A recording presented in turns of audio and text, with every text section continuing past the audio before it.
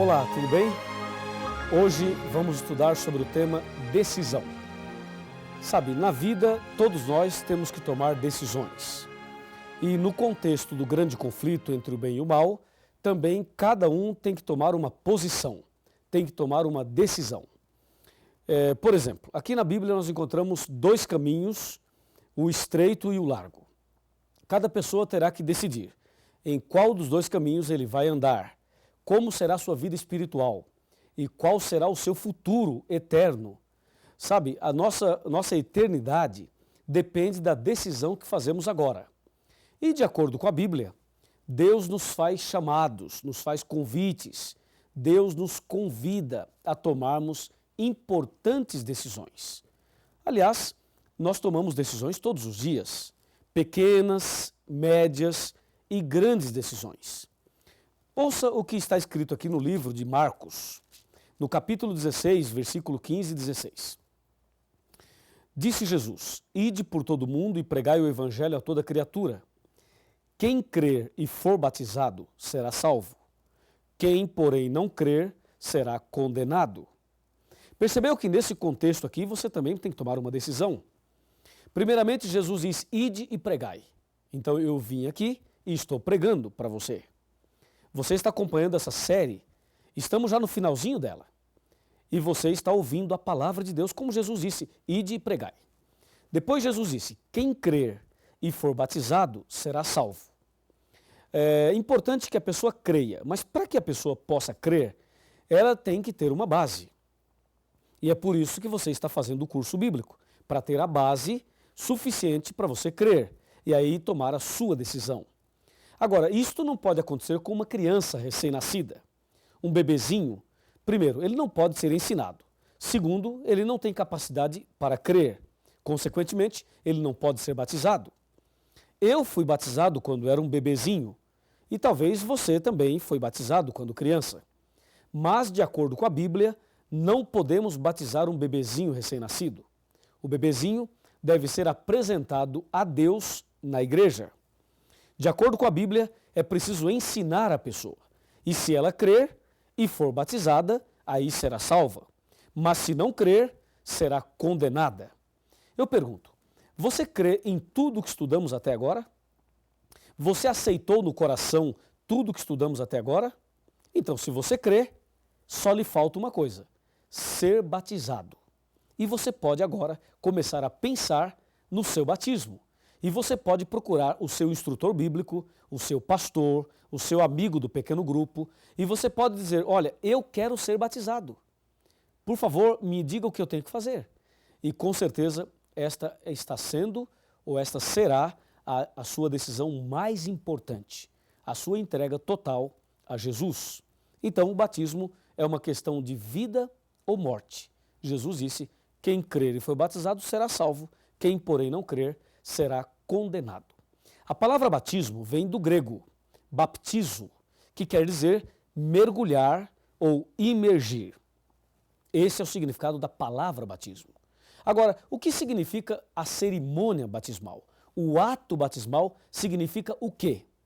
Me acompanhe e vamos analisar juntos o significado da cerimônia, do ato batismal, que é algo extraordinário, capaz de mexer até mesmo com o céu, com os anjos. Então vem comigo. Batismo. O que significa esta cerimônia? Vamos abrir a Bíblia no livro de Romanos. Romanos capítulo 6, versículos 3 e 4. Está bem aqui, ó. Veja. Ou porventura ignorais que todos nós que fomos batizados em Cristo Jesus, fomos batizados na sua morte? Fomos, pois, sepultados com ele na morte pelo batismo, para que, como Cristo foi ressuscitado dentre os mortos, pela glória do Pai, assim também andemos nós em novidade de vida. Viu? Batismo significa três coisas. Significa morte, sepultamento e ressurreição. Isso te lembra alguma coisa? Claro que sim. Lembra o que aconteceu com Jesus na cruz. Jesus morreu, foi sepultado e ressuscitou. Assim também, quem aceita Jesus no coração, deve morrer para o pecado, deve sepultar os seus pecados e deve começar uma nova vida, ressuscitando para uma nova vida. Analisemos primeiro a morte. O estudo bíblico é para ensinar, orientar e levar a pessoa a tomar decisões de parar de fumar, parar de beber, parar com jogos de azar, deixar a vida mundana, abandonar os pecados. O estudo bíblico vai preparando você para você tomar estas decisões. Ou seja, cada vez que você decide abandonar um pecado, você está morrendo para o pecado. Compreendeu? Então você parou de fumar, morreu para o pecado. Parou de beber bebida alcoólica, morreu para o pecado. Parou de adulterar, morreu para outro pecado. Parou de falar mentiras, morreu para outro pecado. Você vai morrendo para o pecado paulatinamente, gradativamente. Tá certo? Aí chegou um ponto em que você morreu para o pecado, decidiu abandonar o pecado. Eu me refiro aos atos pecaminosos. Você tomou essa decisão. Agora que você morreu para o pecado, o que é que se faz com alguém que morre? O que é que se faz com um defunto? Você sabe, né? Morreu, enterra, sepulta. E o ato batismal, quando a pessoa entra no batistério para ser batizado, aquele ato ali é o ato do sepultamento. Porque antes você já morreu para o pecado. Agora é o sepultamento de toda a velha vida de pecados. E aí, quando o pastor tira você das águas, você estará ressuscitando para uma nova vida. Amém? Assim é a beleza do batismo. Você vai para o batismo levando todos os seus pecados. E quando você é batizado em nome do Pai, do Filho e do Espírito Santo, aí sim, você recebe o perdão, a purificação e sai dali com o coração limpo, como se você nunca tivesse pecado. E aí você começa uma nova vida com Jesus.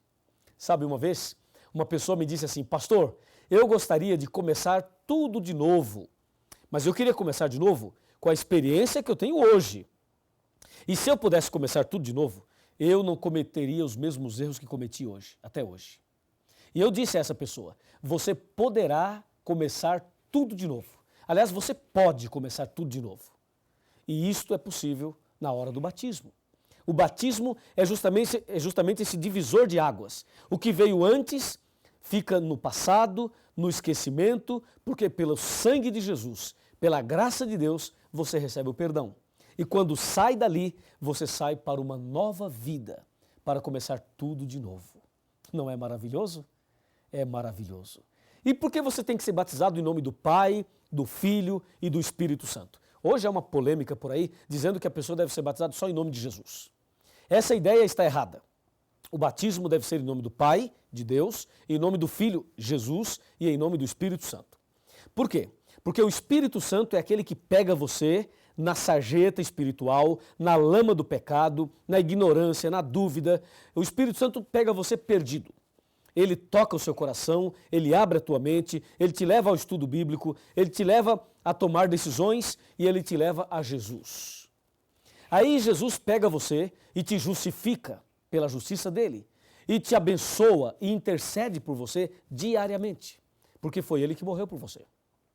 E aí Jesus te apresenta ao Pai, de maneira que um dia você voltará a refletir a imagem e a semelhança de Deus.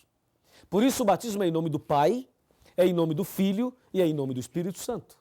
Por esta razão. Assim, o batismo é uma bênção. Jesus, uma certa ocasião, conversou com um homem chamado Nicodemos. Nicodemos questionou Jesus à noite. E a pergunta de Nicodemos foi: Senhor, o que devo fazer para ser salvo? Na verdade, Nicodemos não usou essas palavras, mas o seu coração dizia exatamente essas palavras. Veja, havia um homem chamado Nicodemos, um dos principais dos judeus. Ele era um fariseu. E diz: de noite foi ter com Jesus e lhe disse: Rabi, sabemos que és mestre vindo da parte de Deus, porque ninguém pode fazer esses sinais que tu fazes se Deus não estiver com ele. A isto respondeu Jesus: em verdade te digo, que se alguém não nascer de novo, não pode ver o reino de Deus. Perguntou-lhe Nicodemos: como pode um homem nascer de novo sendo velho? Pode porventura voltar ao ventre materno e nascer a segunda vez? Respondeu-lhe Jesus: em verdade te digo, que quem não nascer da água e do Espírito não pode entrar no reino de Deus. Isso está em João, capítulo 3, de 1 a 5. Você percebeu que Jesus foi categórico. Ó Nicodemos, se você não nascer de novo, não pode ver o reino de Deus. Depois Jesus foi mais enfático e disse, quem não nascer da água e do Espírito não pode entrar no reino de Deus. Eu pergunto a você, você quer entrar no reino de Deus? Então diga em voz alta, diga sim, eu quero. Se você quer entrar no reino de Deus, você precisa nascer de novo, da água e do Espírito. A água é o batismo e do Espírito é uma nova vida pelo poder do Espírito Santo. É isso, essa deve ser a sua decisão. Essa deve ser a minha decisão. Essa deve ser a nossa decisão. E aí você deve estar perguntando, Pastor Luiz, mas eu já fui batizado numa outra igreja, eu já me batizei nas águas em nome do Pai, do Filho e do Espírito Santo. E aí? E aí, pensa bem, quem era Nicodemos? Nicodemos era um líder religioso. E Jesus disse a ele, você tem que nascer de novo. Sabe, meu irmão, se batismo é morte para o pecado, eu pergunto, o que é pecado? Pecado é a transgressão da lei. 1 João 3, verso 4. Se você já se batizou, mas numa igreja que não aceita a lei de Deus, não aceita os 10 mandamentos, então você não morreu para o pecado. E se você não morreu para o pecado, não poderia ter sido sepultado nas águas. Porque se alguém sepulta uma pessoa que não morreu, acontece um assassinato espiritual. É preciso então morrer para o pecado, ou seja, aprender a verdade sobre os 10 mandamentos. Aí, se você sabe a verdade e morre para o pecado, então a pessoa que morreu pode ser sepultada. Se você foi batizado numa igreja que não aceita os 10 mandamentos, quero te dizer agora, em nome de Jesus, necessário vos é nascer de novo. Ou seja, você precisa ser batizado. E se você um dia se batizou e abandonou a fé, abandonou a igreja e voltou para o pecado, e agora você está voltando para os braços de Jesus, eu vos digo, em nome de Jesus, necessário vos é nascer de novo. Você precisa fazer um concerto com Deus e ser rebatizado para começar hoje mesmo uma nova vida. Assim, o batismo traz alegria. Alegria para nós e alegria para Deus também. Veja agora a parte final desse estudo. Me acompanhe. Eu convido você a abrir a sua Bíblia agora e analisarmos Lucas capítulo 15. Vamos lá? Lucas capítulo 15. Nós vamos ver o versículo 7 de Lucas 15. Está bem aqui, ó. Lucas capítulo 15, versículo 7. Achou? Veja lá. Diz assim, digo-vos que assim haverá maior júbilo ou alegria no céu por um pecador que se arrepende, do que por 99 justos que não necessitam de arrependimento. Viu? A palavra de Deus diz que há alegria no céu por um pecador que se arrepende. Sabe por que Deus faz uma festa no céu? Porque o sangue de Jesus foi derramado na cruz por você. Quando você o aceita, se entrega, toma esta decisão, então fica claro que no grande conflito, a sua decisão foi ao lado de Jesus. E por isso é feita uma festa entre os anjos. E na igreja onde você será batizado, também haverá uma festa. Somente uma pessoa fica triste quando você toma a decisão pelo batismo. É o diabo, Satanás. Mas nós não queremos nada com ele. Aliás, ele está expulso em nome de Jesus. Agora, a sua decisão é fundamental. Talvez na sua cabeça hoje fique uma dúvida. Talvez você fique pensando, devo me batizar ou não? Vou ou não vou? E pode ser que tenha alguém falando na tua cabeça e tentando desanimar você, tentando te afastar dessa decisão. Cuidado, Satanás usa pessoas. Satanás usa até líderes religiosos. Satanás usa pessoas da família da gente. Ele usa pessoas que você gosta muito, para que essas pessoas venham e digam a você, não se batize. Quero dizer que esta voz não é a voz de Deus. Deus está chamando você. Ele fala, vinde a mim, todos que estáis cansados e oprimidos, e eu vos aliviarei. Ele diz também, eis que estou à porta e bato. Se alguém ouvir a minha voz e abrir a porta, entrarei em sua casa, cearei com ele e ele comigo. E diz mais: hoje, se ouvirdes a sua voz, não endureça o vosso coração. E aí? Qual é a sua atitude? Qual a sua decisão? Eu quero terminar contando uma história. Uma história muito interessante. Me acompanhe nessa história. Essa história vai ilustrar exatamente tudo isso que estamos estudando hoje. Era uma vez uma escola onde tinha uma professora e um professor muito inteligente. Esse professor, que tinha uma capacidade extraordinária, ele era tão inteligente que ele conseguia até adivinhar o que o aluno estava planejando. E um dia a classe se reuniu para pregar uma peça no professor e tentar provar que ele não era tão inteligente quanto parecia. Aí um aluno pegou um objeto e colocou na sua mão. Escondeu as duas mãos assim para trás e disse: professor, o senhor é tão inteligente assim? Então hoje faremos um teste, um desafio. Se o senhor é tão capaz, diante da classe, me diga o que eu tenho aqui na minha mão. E o professor pensou, o professor caminhou um pouquinho para cá assim, pensando.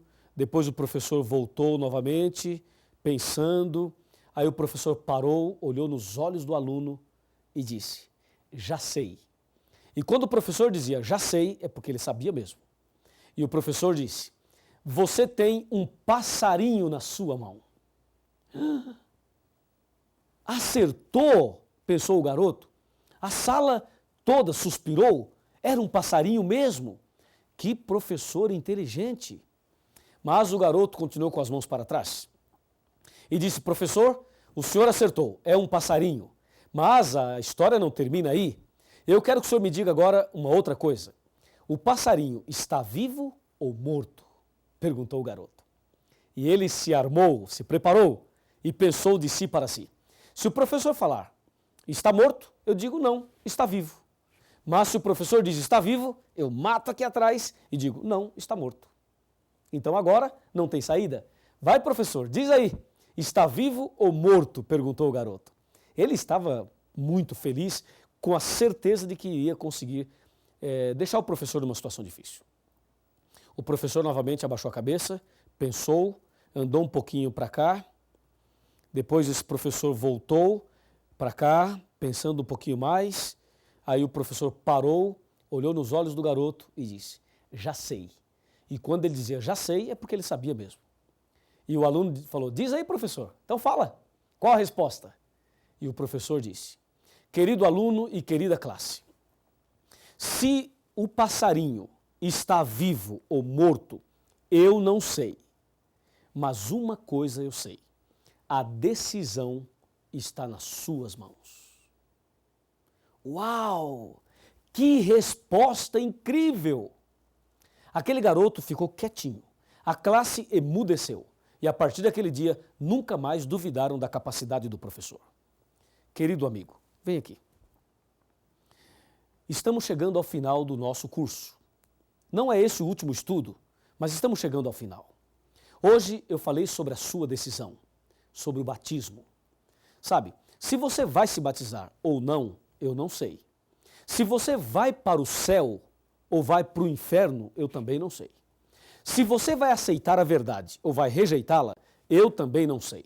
Se você é sincero ou sincera de coração ou não, eu também não sei. Mas uma coisa eu sei: a decisão está na sua mão. Você decide, você escolhe. E eu já sei qual é a sua decisão. É a mesma minha.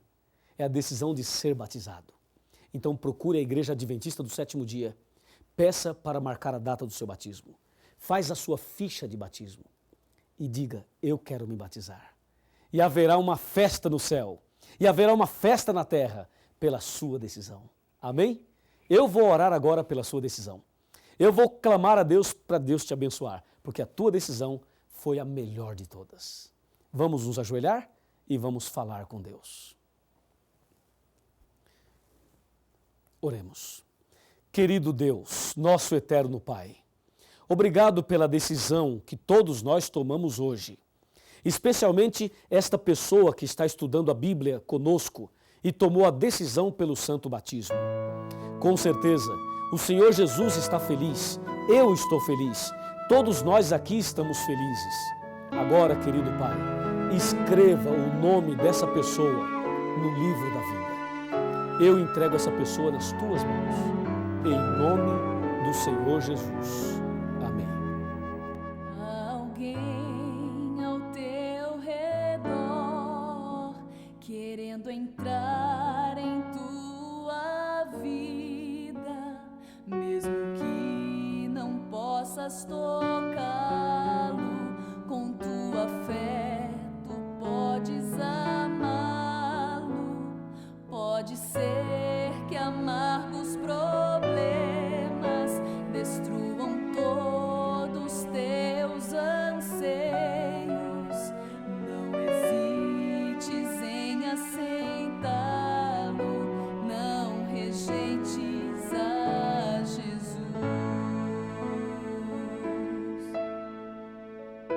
Então feche os teus olhos, erga os braços para Jesus. Ouça a voz do coração, sinta o toque do perdão. Então feche os teus olhos, traga tudo aos pés da cruz. Com amor, muito amor, dê uma chance a Jesus.